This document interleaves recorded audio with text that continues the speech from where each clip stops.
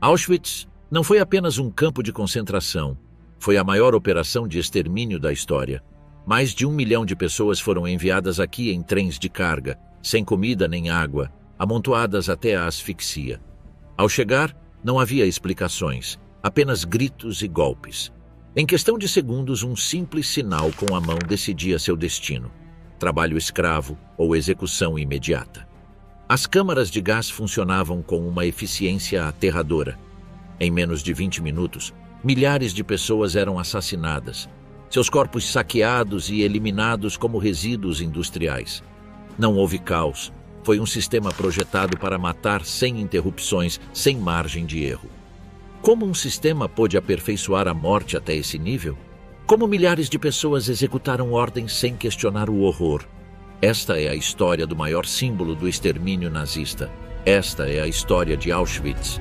Auschwitz, onde o extermínio se converteu em indústria da morte.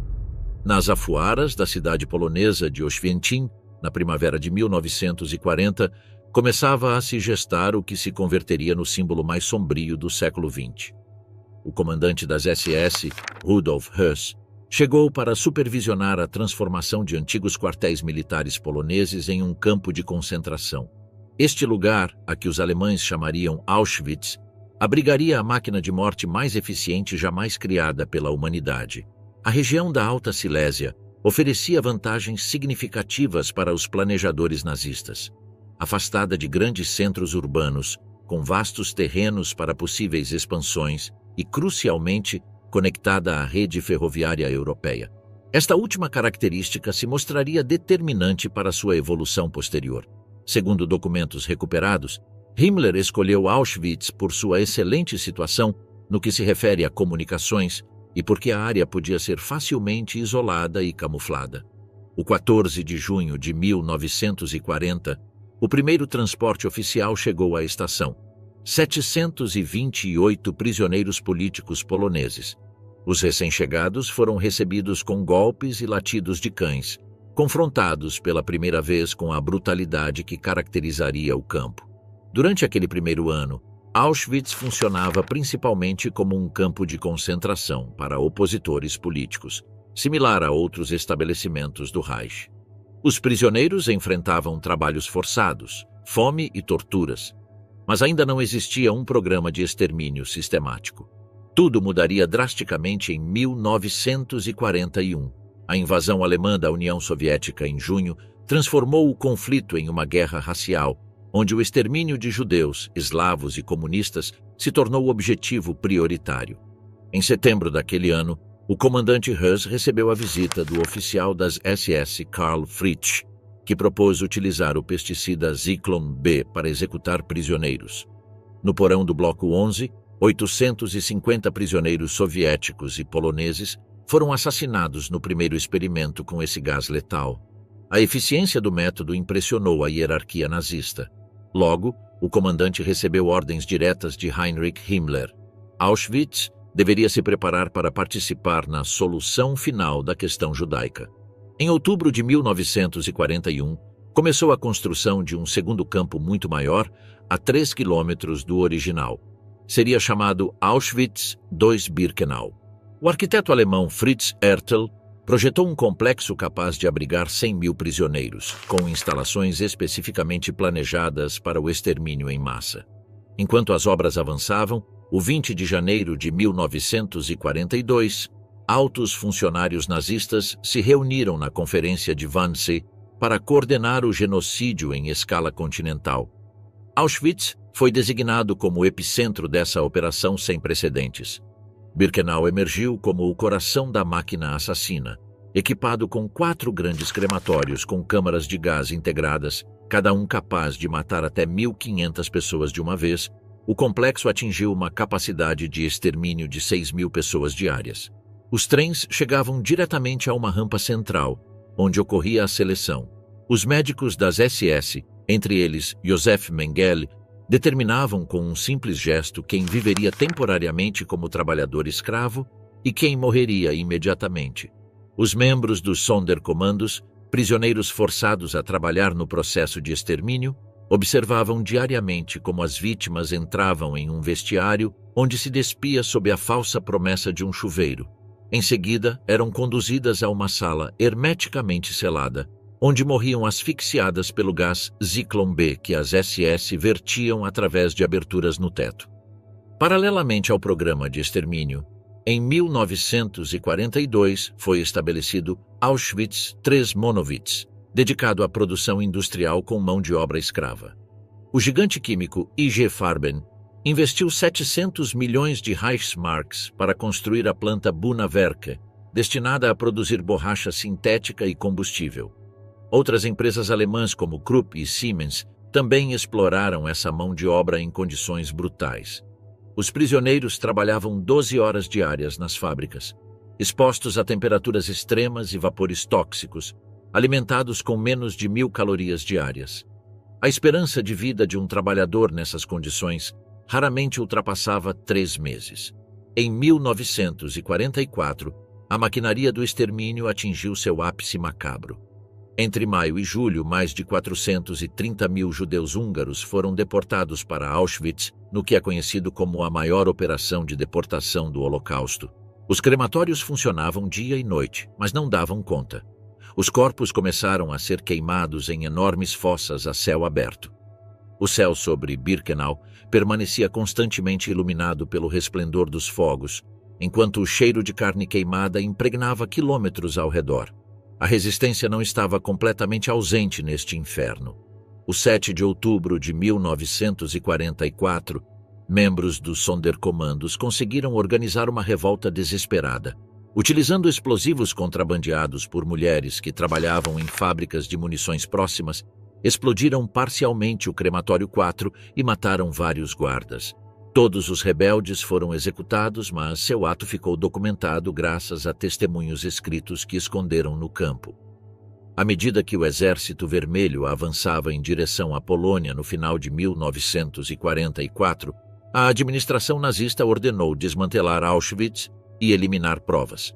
Os crematórios foram dinamitados, documentos queimados e milhares de prisioneiros enviados em marchas forçadas para campos no interior da Alemanha.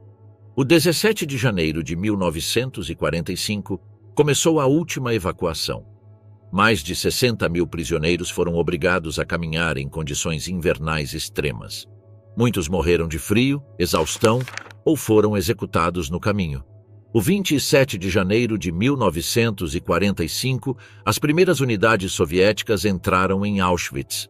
Os soldados encontraram 7 mil prisioneiros vivos, a maioria demasiado doentes para ser evacuada, juntamente com montanhas de pertences roubados e provas irrefutáveis do genocídio. Entre 1945 e 1945, mais de 1.300.000 pessoas foram deportadas para Auschwitz. Dentre elas, aproximadamente 1.100.000 foram assassinadas, 960.000 das quais eram judeus. Após a guerra, Rudolf Höss foi capturado por tropas britânicas.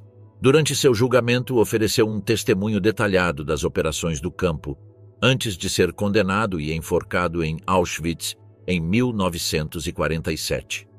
Muitos outros perpetradores escaparam ou receberam sentenças leves. Joseph Mengele fugiu para a América do Sul, onde morreu sem enfrentar a justiça em 1979. Hoje, Auschwitz-Birkenau é um museu e memorial, visitado por milhões de pessoas a cada ano.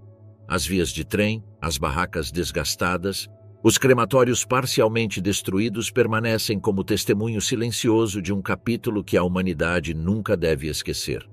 O campo tinha se convertido no símbolo mais terrível do Holocausto, um testemunho da capacidade humana para o mal quando a ideologia extrema se combina com a burocracia moderna e a indiferença moral.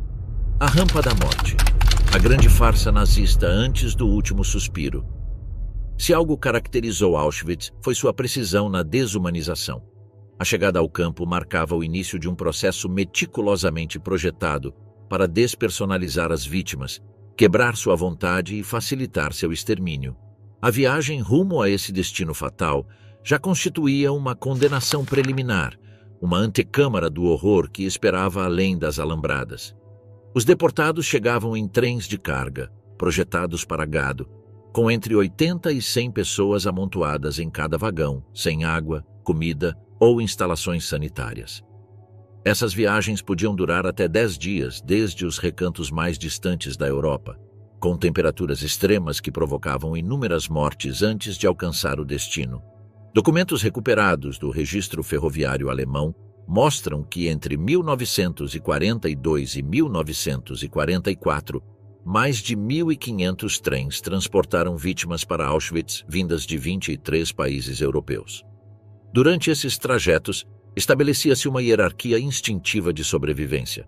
Os mais fortes ocupavam espaços próximos a pequenas frestas que proporcionavam algo de ar. Os idosos e doentes geralmente sucumbiam primeiro, enquanto as mães tentavam desesperadamente manter seus filhos com vida. Ao chegar ao destino, não era incomum que até um terço dos passageiros tivesse morrido durante a viagem. Quando finalmente as portas dos vagões se abriam em Auschwitz, os deportados enfrentavam um cenário calculado para maximizar a confusão e o terror. A rampa de chegada, especialmente a construída dentro de Birkenau em 1944, estava desenhada para processar rapidamente os transportes massivos. Guardas armados, cães treinados e ordens gritadas em alemão, "Haus, schnell!", criavam um caos deliberado que facilitava o controle de milhares de pessoas por um número relativamente pequeno de guardas. Nesse cenário, começava imediatamente o processo de seleção. Os homens eram separados das mulheres e crianças, rompendo instantaneamente os vínculos familiares. Os pertences deviam ser deixados na plataforma sob a falsa promessa de que seriam devolvidos mais tarde. Oficiais médicos das SS examinavam superficialmente os recém-chegados e, com um simples gesto, determinavam seu destino imediato. Um movimento para a esquerda significava a morte nas câmaras de gás, geralmente nas horas seguintes. Um movimento para a direita implicava a salvação temporária como trabalhador forçado. Os critérios de seleção eram brutalmente pragmáticos. Procuravam-se pessoas jovens e fortes, capazes de suportar trabalho extenuante. Aqueles considerados inúteis, crianças pequenas, idosos, mulheres grávidas, pessoas com deficiências visíveis ou doentes, eram enviados imediatamente para a morte. Segundo documentação recuperada das SS, em alguns transportes até 70% ou 80% dos que chegavam eram selecionados para morrer imediatamente. A eficácia do sistema de extermínio dependia fundamentalmente do engano. Os selecionados para morrer eram conduzidos a instalações apresentadas como áreas de desinfecção, com chuveiros falsos no teto, cabides numerados para pendurar as roupas e cartazes sobre higiene. Para manter essa ilusão, ocasionalmente entregavam sabão e toalhas às vítimas, enquanto orquestras de prisioneiros tocavam música perto das instalações para mascarar qualquer suspeita. Uma vez no interior da câmara, as portas eram seladas hermeticamente e guardas das SS com máscaras de gás introduziam cristais de Zyklon B através de aberturas no teto. O gás provocava uma morte por asfixia que os testemunhos descrevem como especialmente agonizante, com as crianças e aqueles mais próximos dos pontos de entrada do gás sucumbindo primeiro. A escala industrial do extermínio ficou documentada nos relatórios meticulosos dos próprios nazistas. O 13 de maio de 1944, durante a deportação massiva de judeus húngaros, registrou o processamento de 12.000 pessoas em um único dia, das quais apenas 1.100 foram selecionadas para trabalhar. Para aqueles temporariamente selecionados para o trabalho, começava outro processo de desumanização sistemática. Primeiro, eram conduzidos a salas de registro onde lhes eram retiradas suas últimas posses. Depois, eram totalmente raspados. O cabelo humano era armazenado para uso industrial na Alemanha. Finalmente, a partir de 1942, aos prisioneiros judeus era tatuado um número no antebraço esquerdo, simbolizando sua transformação de indivíduos com nomes e histórias pessoais em unidades identificadas por um código. A primeira noite no campo representava um choque adicional. Designados a barracões superpovoados, onde dormiam até 6 pessoas por cada tábua, os novos prisioneiros confrontavam a realidade brutal que os esperava. Aproximadamente 25% dos selecionados para trabalhar morria nas primeiras semanas devido ao impacto físico e psicológico dessas condições extremas. A morte se convertia em uma presença constante. Os prisioneiros podiam ser executados por infrações mínimas ou simplesmente por capricho de um guarda. As seleções periódicas dentro do campo enviavam os mais fracos diretamente para as câmaras de gás, criando um ambiente onde a sobrevivência dependia tanto da força física quanto da capacidade de passar despercebido. Para os recém-chegados, aprender rapidamente as regras não escritas do campo se mostrava crucial. Prisioneiros veteranos às vezes transmitiam esse conhecimento. Nunca se destacar, evitar certos guardas conhecidos por seu sadismo, conseguir trabalhos menos extenuantes. Formavam-se pequenas redes de solidariedade baseadas em afinidades nacionais ou linguísticas, embora a extrema escassez limitasse severamente esses gestos de humanidade. O processo de chegada a Auschwitz estava desenhado como um sistema onde cada elemento anulava a individualidade e destruía qualquer vestígio de esperança. Os deportados eram obrigados a participar de sua própria desumanização, formando-se ordenadamente, entregando suas posses, despindo-se segundo instruções específicas. Essa perversa simulação de normalidade facilitava o processamento de grandes números de pessoas e dificultava qualquer resistência organizada. Os registros administrativos do campo revelam a eficiência burocrática com que esse processo era gerido. Cada transporte recebia um código alfanumérico, cada grupo era contabilizado meticulosamente. Cada seleção ficava documentada em relatórios enviados regularmente a Berlim. A máquina da morte operava com a precisão de uma fábrica industrial moderna, tratando os seres humanos como mera matéria-prima em um processo de destruição sistematizada. Escravos do horror. Sobreviver um dia a mais no reino do desespero. A vida cotidiana em Auschwitz estava meticulosamente desenhada para maximizar o sofrimento enquanto se extraía o último alento de utilidade de cada prisioneiro. Cada aspecto da existência fazia parte de uma engrenagem maior cujo propósito era destruir não só o corpo, mas também o espírito humano. O dia começava brutalmente antes do amanhecer. Às 4:30 da madrugada no verão e às 5:30 no inverno, o som estridente de sirenes e apitos arrancava os prisioneiros de seu escasso descanso. Em poucos minutos, deviam esvaziar os baldes de excrementos, arrumar suas beliches e se apresentar no pátio central para o Appell, ou chamada de lista. Esse ritual constituía uma demonstração diária do poder absoluto dos nazistas. Durante horas, independentemente do clima, os internos permaneciam perfeitamente alinhados em filas. A imobilidade era obrigatória. Um simples movimento involuntário podia resultar em castigos severos ou execuções.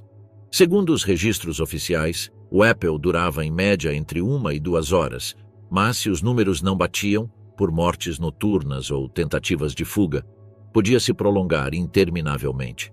Em dezembro de 1942 foi documentado um Appell que durou 19 horas consecutivas sob uma intensa nevasca, causando centenas de mortes por hipotermia. Após a contagem, começava a distribuição do café da manhã, um líquido negro e morno sem valor nutritivo ao qual chamavam café. Os prisioneiros o recebiam em recipientes improvisados que deviam ser cuidadosamente conservados, pois sua perda significava não receber as próximas rações. Imediatamente depois formavam-se os comandos de trabalho. Sob supervisão dos capos, os internos marchavam para seus locais de trabalho dentro ou fora do perímetro. Os destinos laborais determinavam em grande medida as probabilidades de sobrevivência. As pedreiras ou os pântanos de drenagem equivaliam a uma sentença de morte rápida, enquanto posições em cozinhas, armazéns ou oficinas ofereciam maiores possibilidades de sobrevivência. O trabalho em Auschwitz não buscava principalmente a produtividade, mas o desgaste sistemático.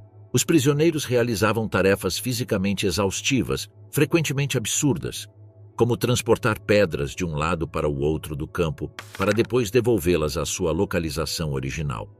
O informe secreto de um oficial das SS de agosto de 1942 indicava: o trabalho físico extenuante, combinado com rações insuficientes, garante que nenhum prisioneiro sobreviva por mais de 3 meses nos comandos de trabalho pesado. Esse método apresenta vantagens econômicas sobre a execução direta. Ao meio-dia, havia uma breve pausa para o almoço. 1 litro de sopa aguada de nabos, beterrabas ou couves que fornecia apenas 300 calorias. Ocasionalmente, um prisioneiro afortunado encontrava um minúsculo pedaço de batata ou um fragmento quase imperceptível de carne no líquido. A distribuição de comida gerava tensões extremas entre os famintos prisioneiros, provocando disputas que podiam terminar em violência. Após essa pausa, o trabalho continuava até o anoitecer. A jornada laboral oficial era de 11 horas, mas frequentemente se estendia conforme o capricho de guardas ou capos. O desempenho insuficiente era punido com espancamentos brutais. Os prisioneiros que colapsavam por exaustão eram executados ou enviados ao Hospital do Campo, uma antecâmara das câmaras de gás. O entardecer trazia o segundo Apple, igualmente rigoroso. Os prisioneiros se alinhavam numericamente, incluindo os falecidos durante a jornada, cujos corpos eram carregados por seus companheiros para demonstrar que ninguém havia escapado. Depois, distribuía-se o jantar, aproximadamente 300 gramas de pão negro, às vezes com uma fina camada de margarina sintética, uma fatia de salsicha de baixa qualidade ou uma colher de chá de geleia de beterraba.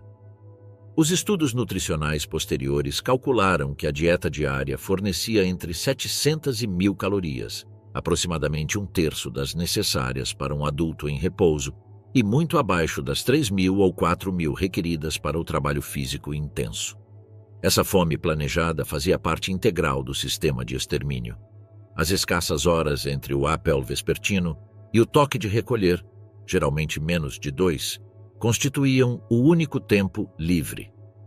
Nesse breve intervalo, os prisioneiros competiam pelo acesso às instalações sanitárias, buscavam informações sobre familiares em outros blocos ou simplesmente tentavam descansar.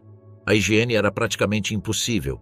As latrinas consistiam em valas abertas sem privacidade e os chuveiros coletivos eram um privilégio raro, permitido talvez uma vez por mês.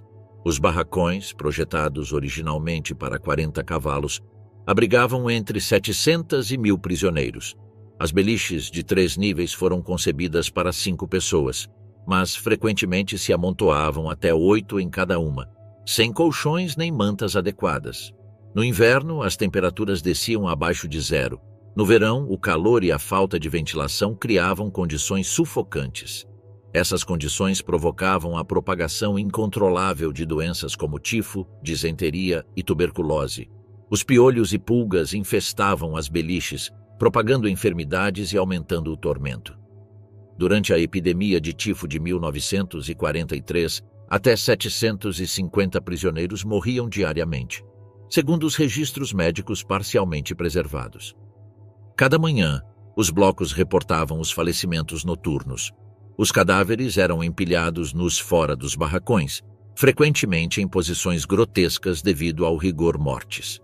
Um sobrevivente relatou como os encarregados de manipular os corpos chegavam a uma terrível indiferença. No começo, ver os cadáveres te destroçava. Depois de algumas semanas, eles eram apenas objetos. Assim sobrevivíamos mentalmente. As relações humanas dentro desse sistema desumano representavam um complexo equilíbrio entre solidariedade e sobrevivência individual. Formavam-se pequenos grupos de apoio mútuo que compartilhavam informações, alimentos e proteção. No entanto, a extrema escassez de recursos também gerava conflitos e competição impiedosa. Um aspecto particularmente cruel do sistema era como forçava os prisioneiros a participar da opressão de seus companheiros. Os capos, selecionados dentre os próprios internos, recebiam privilégios em troca de supervisionar e disciplinar os demais. Alguns tornavam-se tão brutais quanto seus captores. Outros arriscavam suas vidas para proteger compatriotas ou mitigar abusos. A seleção constante dos mais fracos para sua eliminação criava uma atmosfera de terror permanente. Periodicamente, oficiais médicos realizavam inspeções, selecionando aqueles que pareciam incapazes de trabalhar. Os prisioneiros aprenderam a ocultar doenças e feridas, beliscando as bochechas para aparentar cor ou mantendo-se erguidos com esforço sobre-humano durante essas inspeções. Apesar das proibições e castigos, nos barracões desenvolviam-se formas de resistência espiritual e mental. Realizavam-se discretas práticas religiosas, judeus rezando em silêncio, católicos compartilhando hóstias improvisadas, protestantes recitando trechos bíblicos. Médicos prisioneiros davam palestras científicas sussurradas. Professores ensinavam idiomas ou matemática. Poetas compunham versos transmitidos oralmente. Cada um desses atos constituía uma rebelião silenciosa contra um sistema que pretendia reduzir os prisioneiros a números. A rotina diária em Auschwitz funcionava como uma máquina de destruição física e psicológica, onde cada elemento fazia parte de um sistema integrado para quebrar a dignidade humana. O mais aterrador não era apenas sua crueldade, mas a meticulosa planejamento e a fria racionalidade administrativa que o sustentava, transformando o extermínio humano em um processo industrial otimizado. Senhores do terror, SS, capos e os arquitetos do sofrimento absoluto. Auschwitz funcionava como uma pirâmide de terror perfeitamente estruturada. Em seu cume, oficiais das SS implementavam as diretrizes genocidas do Reich em níveis intermediários, capos e prisioneiros funcionários executavam ordens sob ameaça de morte. E na base, a massa de prisioneiros sofria o peso completo do sistema. Essa hierarquia maximizava a eficiência do extermínio enquanto minimizava as possibilidades de resistência. As SS Schutzstaffel constituíam a elite ideológica do nazismo. Em Auschwitz, aproximadamente 7.000 membros das SS serviram durante sua operação, com um contingente permanente que oscilava entre 400 e 900 efetivos. Número surpreendentemente reduzido considerando que controlavam dezenas de milhares de prisioneiros. Essa desproporção era possível graças ao sistema refinado que delegava parte da vigilância a prisioneiros selecionados e utilizava o terror como ferramenta principal de controle. A administração de Auschwitz refletia a burocracia nazista em sua forma mais perversa, com departamentos especializados: o departamento político, Gestapo do campo, o departamento de administração, o departamento médico e o departamento de trabalho. Essa compartimentalização permitia que cada oficial cumprisse sua função sem questionar a totalidade do sistema. Os oficiais das SS provinham majoritariamente de ambientes ordinários: professores, contadores, fazendeiros, oficinistas. Essa normalidade prévia torna ainda mais perturbadora sua transformação em perpetradores de crimes sistemáticos. Sua rotina diária revelava uma paradoxal normalidade. Muitos viviam com suas famílias em residências confortáveis perto do campo, dispunham de clubes sociais e organizavam festas, enquanto supervisionavam o extermínio a poucos centenas de metros. Essa capacidade de compartimentalizar a extrema brutalidade do trabalho diário e a vida familiar normal ficou documentada no diário do Dr. Johann Kremer, médico das SS, que no 5 de setembro de 1942 anotou: "De manhã, participei de uma ação especial, eufemismo para seleção e gasificação. Comparado com isso, o inferno de Dante parece uma comédia." Na mesma entrada acrescentava: "À tarde, excelente comida, tomates reais, pão branco e manteiga genuína." O adoctrinamento ideológico era fundamental para normalizar o assassinato em massa. Aos oficiais ensinava-se que os judeus, ciganos e eslavos eram infra-humanos, portadores de doenças que ameaçavam a pureza da raça ariana. Matar se transformava assim, não em um crime, mas em um serviço sanitário ao Reich, uma desinfecção necessária para a saúde racial da Europa. Um escalão abaixo dos oficiais encontravam-se os guardas regulares, muitos deles recrutas de territórios ocupados, auxiliares étnicos, como ucranianos ou bálticos. Seu tratamento dos prisioneiros era frequentemente mais brutal do que o dos alemães, possivelmente como compensação por seu próprio status inferior dentro da hierarquia nazista. As SS também incluíam aproximadamente 200 guardiãs femininas que supervisionavam as sessões de mulheres. Figuras como Maria Mandel e Irma Grese adquiriram reputação por sua extrema crueldade. Grese, conhecida como o Anjo Loiro de Auschwitz, de apenas 20 anos, selecionava pessoalmente vítimas para as câmaras de gás e deleitava-se espancando prisioneiras até a morte. Entre os oficiais das SS, e a massa de prisioneiros, existia uma categoria intermediária crucial: os capos e prisioneiros funcionários.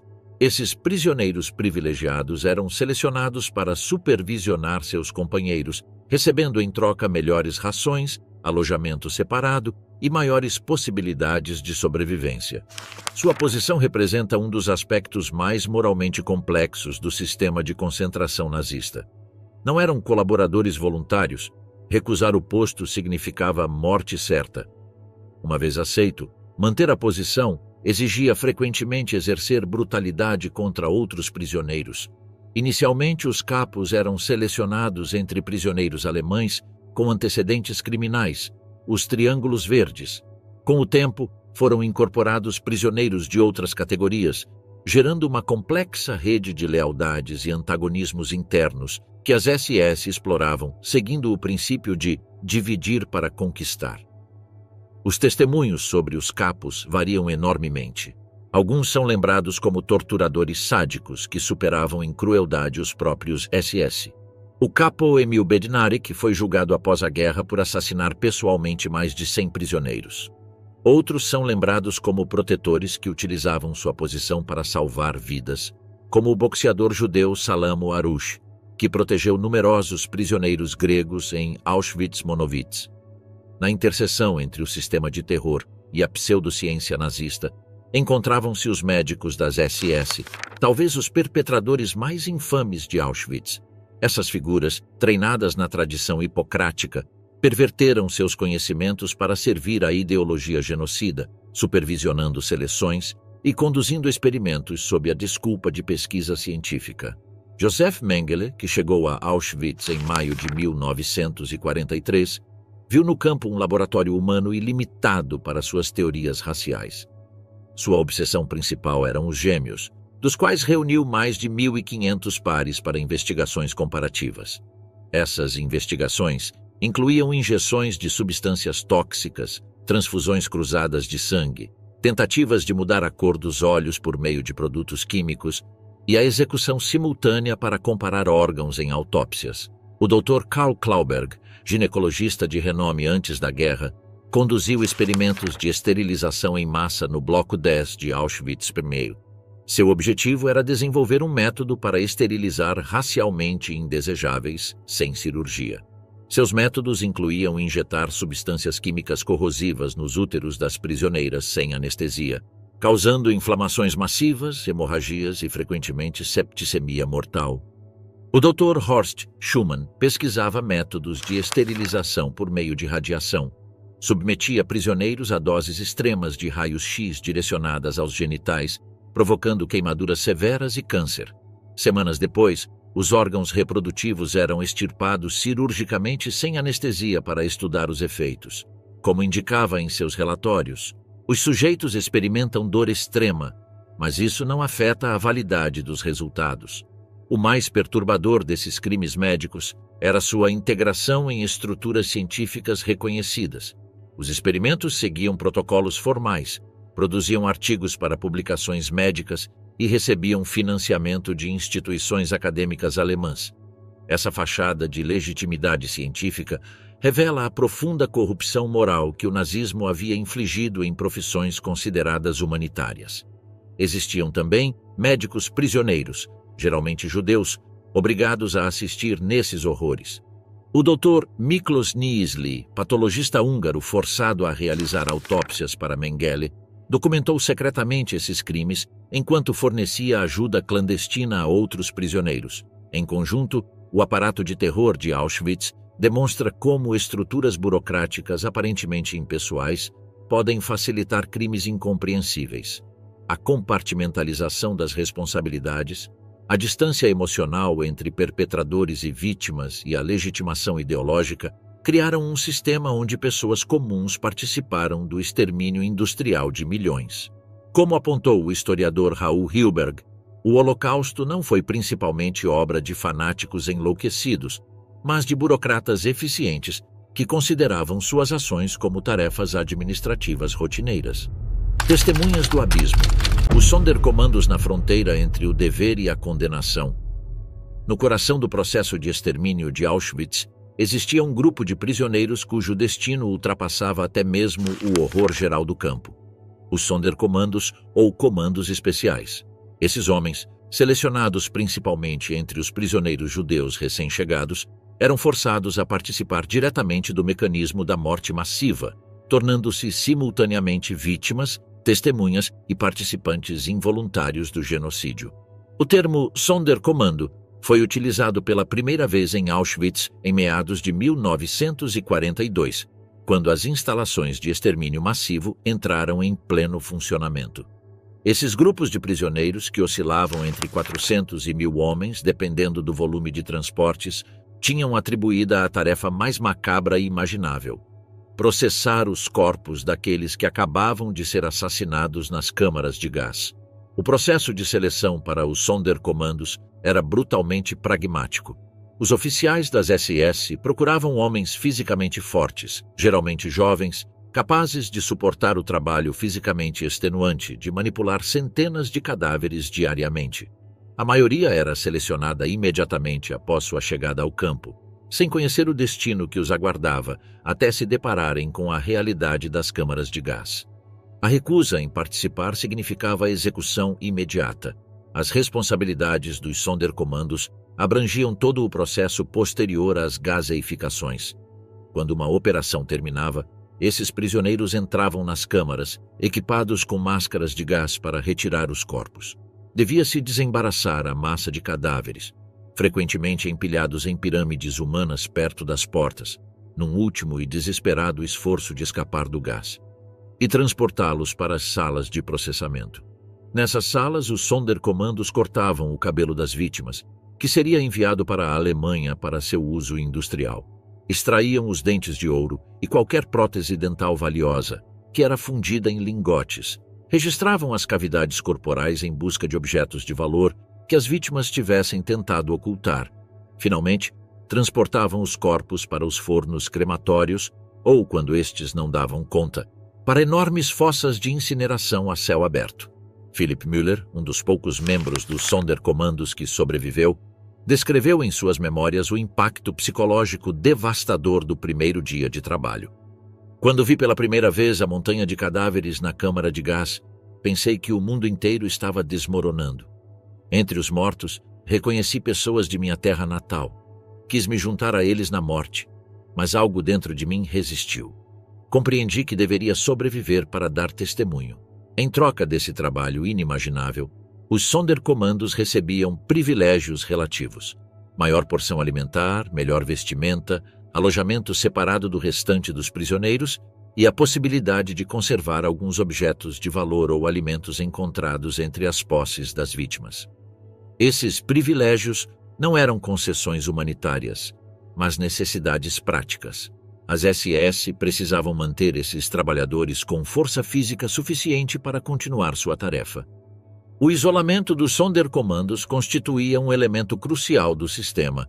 Eles viviam em recintos separados, geralmente nos próprios edifícios dos crematórios ou em barracões adjacentes, com estrita proibição de se comunicarem com outros prisioneiros.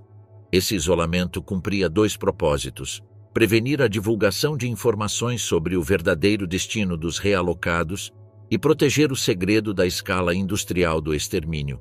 Também gerava uma estigmatização adicional para esses prisioneiros, frequentemente vistos com suspeita ou desprezo por outros internos que desconheciam as circunstâncias de seu recrutamento forçado. A vida de um Sonderkommando era marcada por um ciclo previsível. As SS mantinham uma política de eliminação periódica desses testemunhos diretos do extermínio. Aproximadamente a cada 3 ou 4 meses, os membros mais antigos do comando eram executados e substituídos por novos prisioneiros. Dos aproximadamente 2.000 prisioneiros que serviram nos Sonderkommandos durante toda a existência de Auschwitz, apenas 100 sobreviveu. Zalman Gradowski, membro do Sonderkommando que documentou secretamente sua experiência, escreveu: "Cada um de nós compreende que somos apenas um elo temporal na cadeia do Sonderkommando e que em poucos meses, quando nos debilitarmos, seremos levados para o matadouro como todos aqueles que ajudamos a processar agora."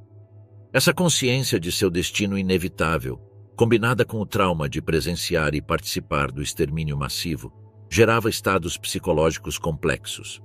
Alguns caíam em um entorpecimento emocional total, um estado quase automático em que realizavam suas tarefas mecanicamente, desconectados da realidade. Outros recorriam ao álcool, que as SIS forneciam ocasionalmente como incentivo perverso. A maioria desenvolvia mecanismos de dissociação para manter algum vestígio de sanidade.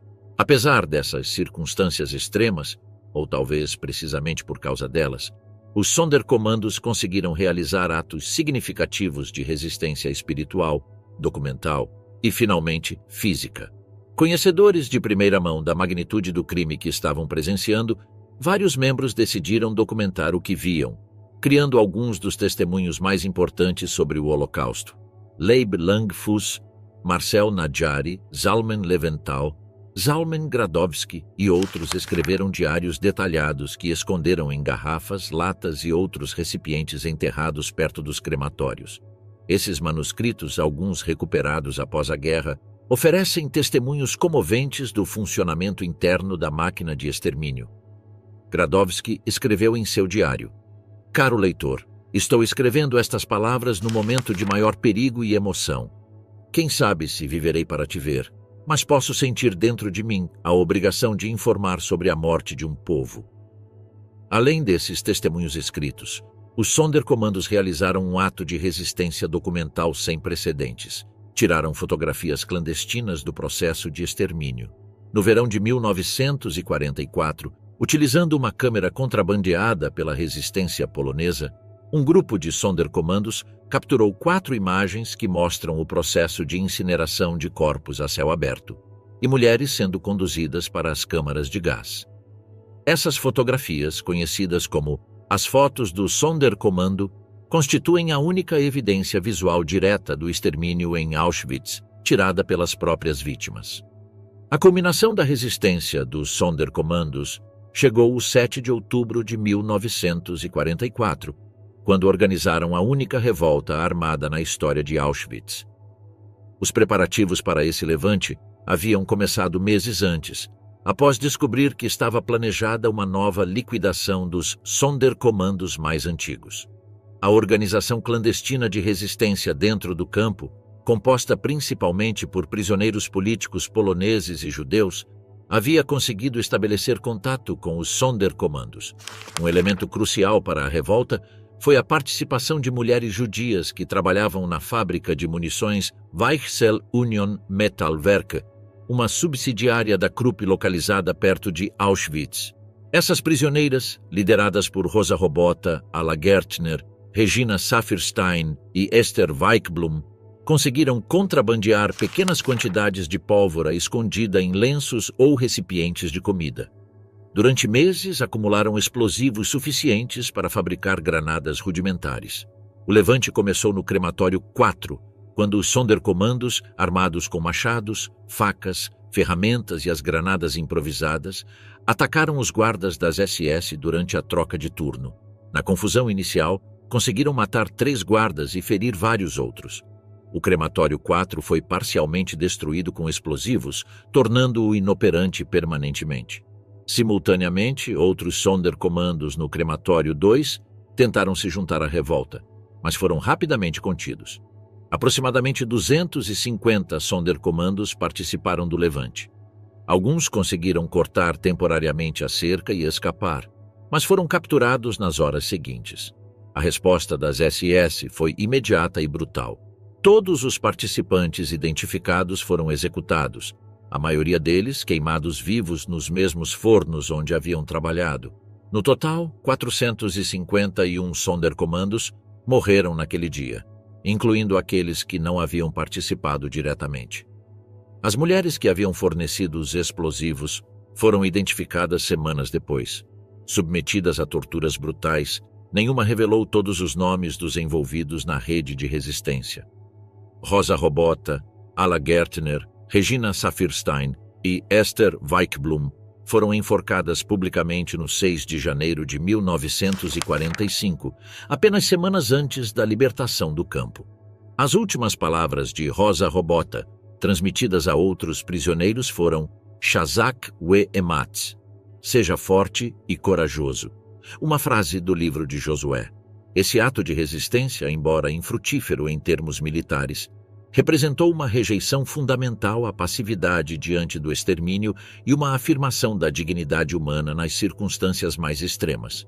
Após a revolta foram implementadas medidas de segurança adicionais, mas o sistema dos Sonderkommandos continuou funcionando até os últimos dias de Auschwitz.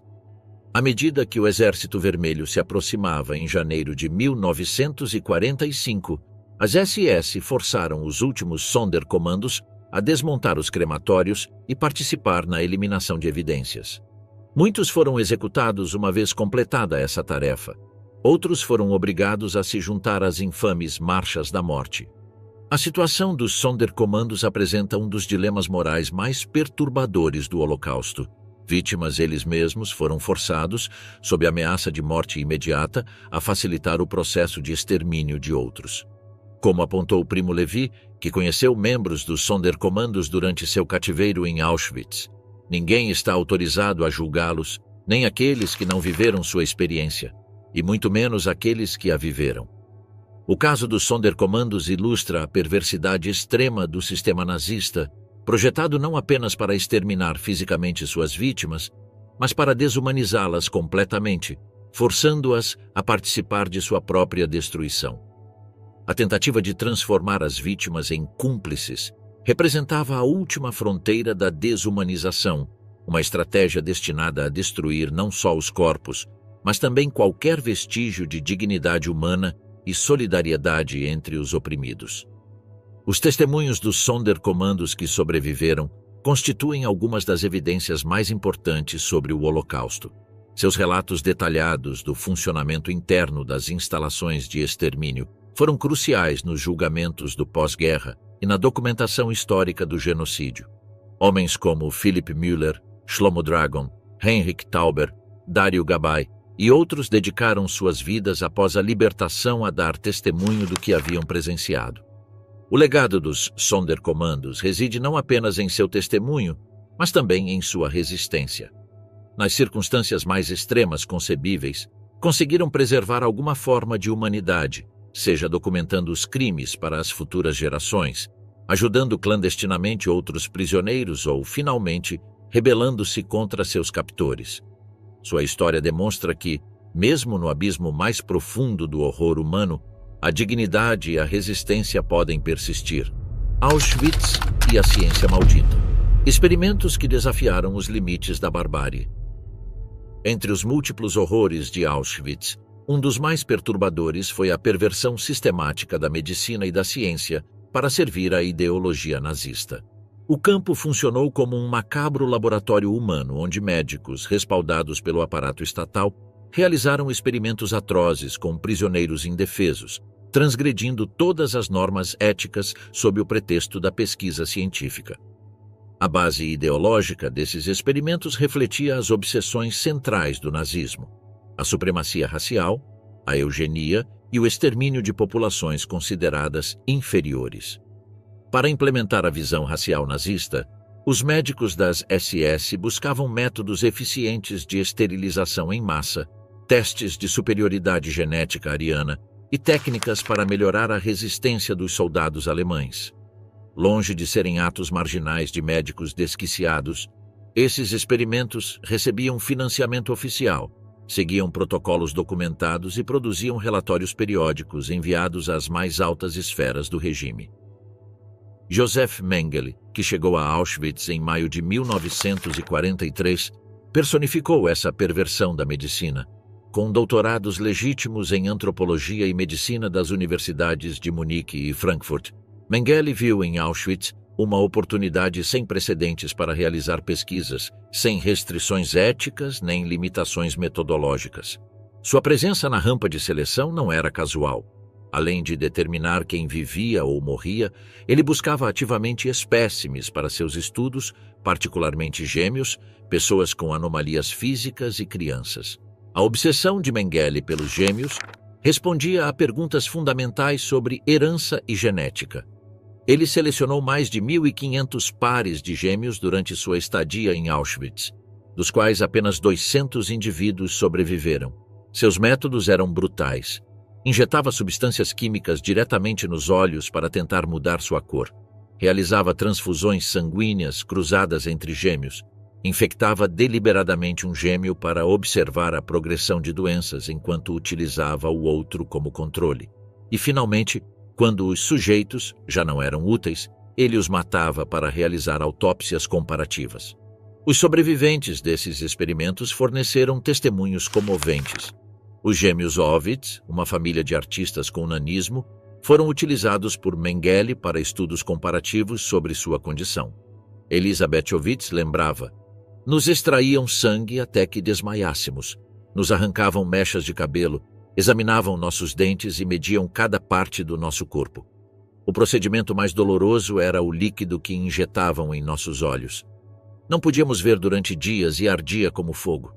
Paralelamente aos experimentos de Mengele, o Dr. Karl Klauberg, reconhecido ginecologista antes da guerra, utilizava o Bloco 10 de Auschwitz-Memory para desenvolver métodos de esterilização em massa. Seu objetivo, explicitamente comunicado a Heinrich Himmler, era aperfeiçoar uma técnica que permitisse esterilizar milhares de mulheres diariamente, sem cirurgia. Klauberg injetava substâncias químicas irritantes nos úteros e trompas de falópio de mulheres judias sem anestesia, provocando inflamações severas e, frequentemente, septicemia mortal. Em janeiro de 1943, ele informou a Himmler que seu método estava quase aperfeiçoado e que uma mulher devidamente treinada poderia processar 1000 sujeitos diariamente. O Dr. Horst Schumann complementava esses esforços com experimentos de esterilização por meio de radiação. No Bloco 30 de Birkenau, homens e mulheres eram expostos a doses massivas de raios-X direcionadas aos seus órgãos reprodutivos. As queimaduras resultantes eram tão severas que muitas vítimas morriam por complicações. Para aqueles que sobreviviam à radiação, Schumann ordenava a extirpação cirúrgica de testículos ou ovários sem anestesia para estudar os efeitos histológicos. Os relatórios oficiais documentavam friamente: os sujeitos apresentam queimaduras extremas na área genital e no abdômen inferior. A extirpação subsequente das gônadas revela necrose completa do tecido reprodutivo. Além dos experimentos relacionados à pureza racial, os médicos de Auschwitz realizaram testes brutais para estudar os limites da resistência humana e desenvolver tratamentos para soldados alemães.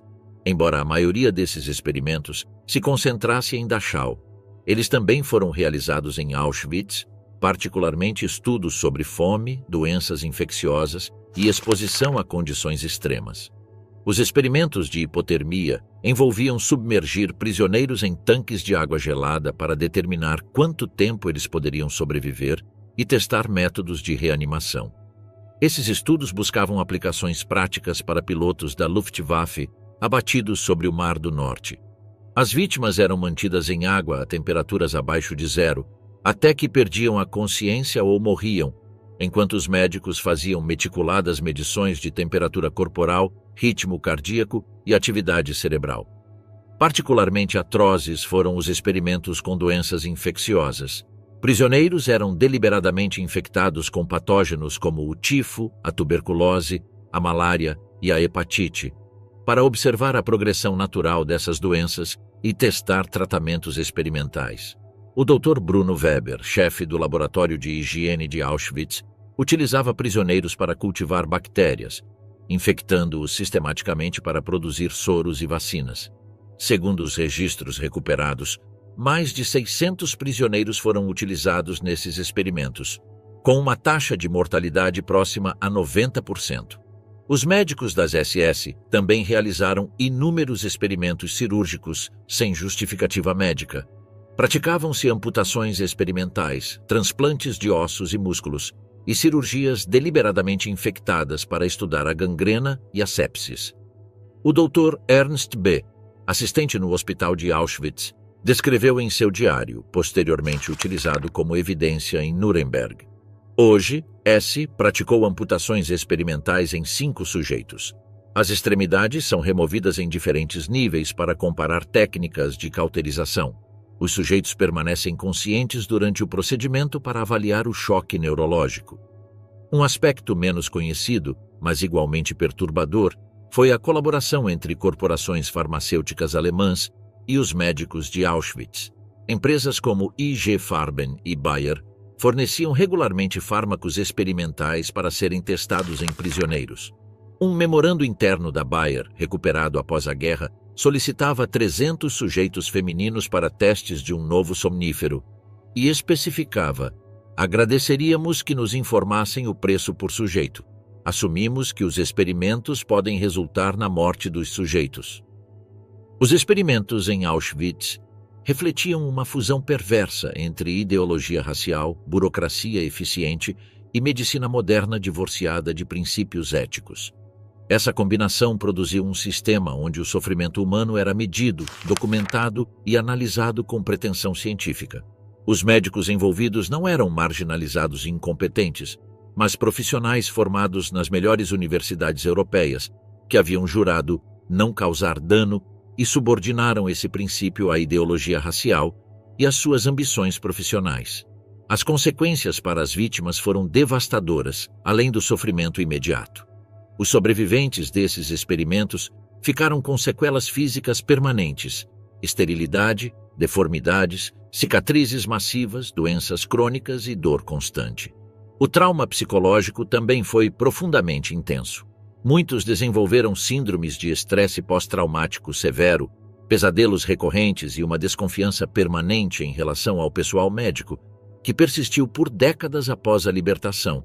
A resposta internacional a esses crimes médicos teve consequências duradouras para a ética médica global.